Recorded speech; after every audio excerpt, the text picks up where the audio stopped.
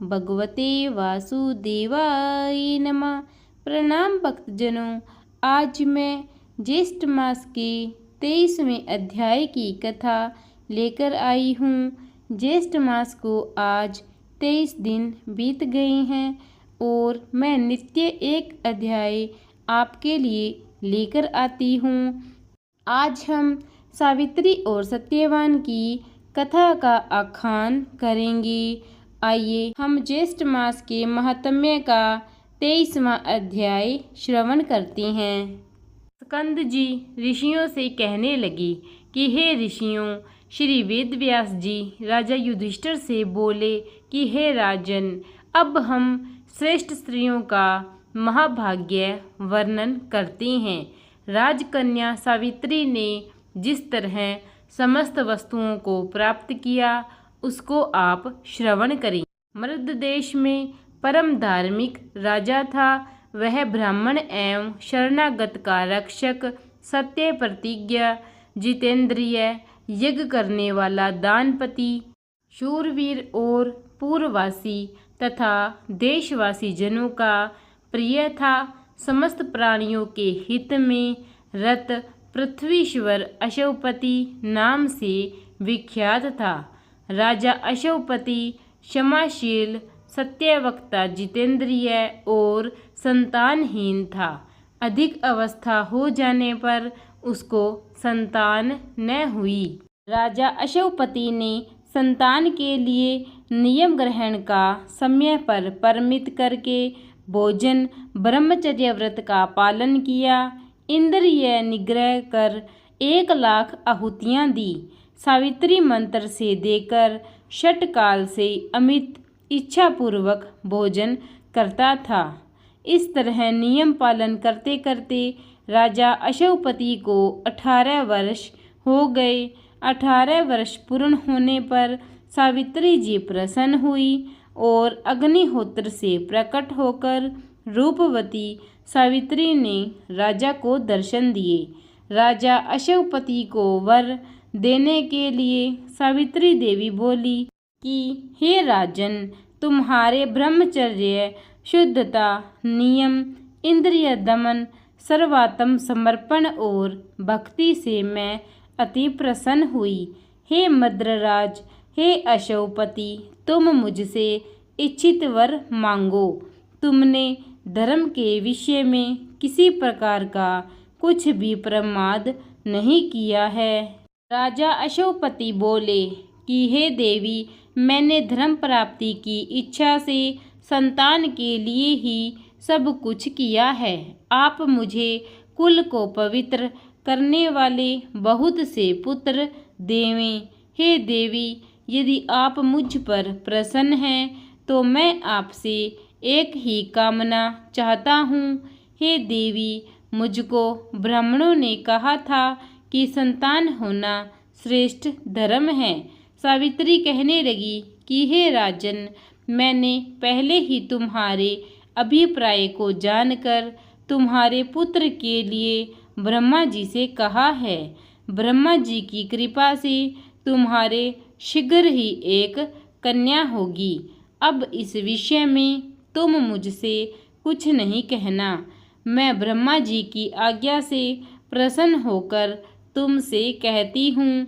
सावित्री के वचनों को सुनकर राजा अशवपति कहने लगे कि हे देवी, जो कुछ ब्रह्मा जी ने कहा है वह मुझे स्वीकार है।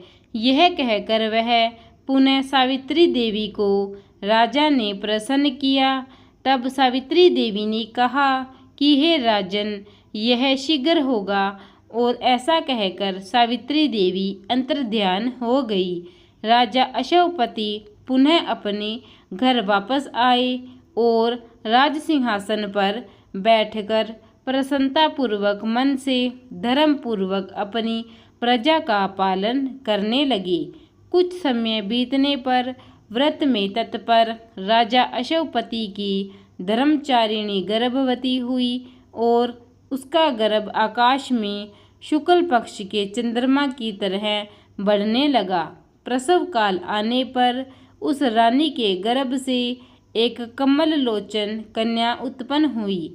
राजा अशोकपति ने उस कन्या का जात कर्माद सब संस्कार करवाया और श्री सावित्री देवी की कृपा से उनकी एक लक्ष्य आहुति देने से उत्पन्न हुई थी। इसलिए ब्राह्मणों ने उसका नाम राजा अशोकपति की सम्मति से सावित्री रखा। वह राजकन्या शरीरधारी लक्ष्मी के समान बढ़ने लगी और समय पाकर जब वह कन्या युवती हुई तब उस सुमध्यमा सुश्रेणी को स्वर्ण प्रतिमा के समान देखकर लोगों ने यह निश्चय किया कि राजा को यह देव कन्या मिली है। उस कमल पत्र के समान नेत्र वाली कन्या के सब तेज से जलती हुई अग्नि के समान तेजस्विनी देखकर उसके तेज से बाधित होकर किसी ने उसे नहीं वरा।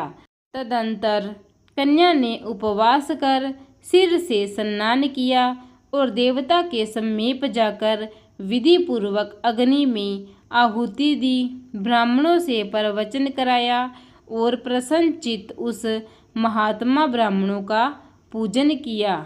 उसके पश्चात लक्ष्मी के समान रूपवती वह राजकन्या पिता के पास गई और पिता के चरणों में अभिवादन कर शेष सब समाचार कहा। वह वररोहा राजकन्या हाथ जोड़कर राजा के पास खड़ी हो गई। देवरूपिणी अपनी उस कन्या को राजा युवावस्था में देखकर, जिस कन्या को कोई भी न वरता हो, ऐसी अवस्था विचार कर राजा अशोकपति अति दुखित होकर अपनी कन्या से बोला कि हे पुत्री, यह तुम्हारे दान का समय है, परंतु तुमको कोई नहीं मांगता, इसलिए तुम स्वयं अपने गुणों के समान पति की खोज करो और यदि कोई प्रसिद्ध पुरुष हो तो मुझसे कहो, फिर विचार कर हम तुम्हारा कन्यादान कर देंगे। तुम जैसा पति चाहती हो वैसा वरो। ब्राह्मणों से पढ़ा जाता हुआ जैसा वर धर्मशास्त्रों में सुना हो, हे कल्याणी, मेरे वचनों को सुनकर वैसा ही तुम करो। समय पर विवाह न करने पर कन्या पिता से कहे कि मेरा विवाह कर दीजिए और मेरे पति से कुछ कहना हो तो नम्रतापूर्वक कहो, तथा पति के न रहने पर और माता से आरक्षित होने पर पुत्र से कहो। यह सब बात समझकर तुम पति की खोज करो, जिससे हम देवताओं की निगाह में निंदित न हो जाओ। सकंद जी कहने लगे कि हे ऋषियों, इस प्रकार राजा अशोकपति ने अपनी कन्या और राज्य मंत्रियों से प्रिय वचन कहे। राज्य मंत्रियों को कन्या के साथ जाने की आज्ञा दी।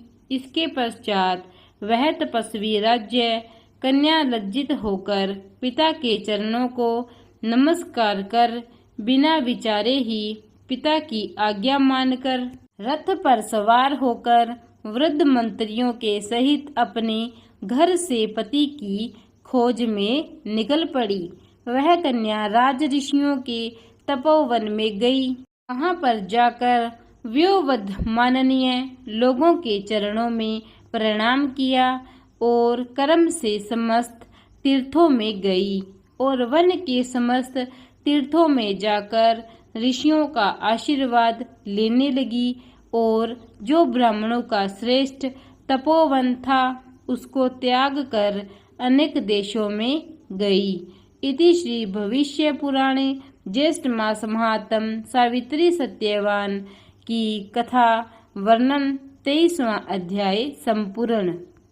प्रेम से बोलिए विष्णु महाराज की जय, माता सावित्री की जय। प्रिय भक्तजनों, अगर आपको मेरी यह सावित्री की जन्म कथा अच्छी लगी हो तो इसे ज़्यादा से ज़्यादा लाइक और शेयर कीजिए, और अगर अब तक आपने मेरे चैनल को सब्सक्राइब नहीं किया है तो कृपा करके सर्वप्रथम मेरे चैनल को सब्सक्राइब कीजिए और बेल आइकन दबा दीजिए ताकि आपको नित्य मेरी सभी कथाओं के नोटिफिकेशन, मेरी सभी कथाएं आप तक सर्वप्रथम पहुंचती रहे।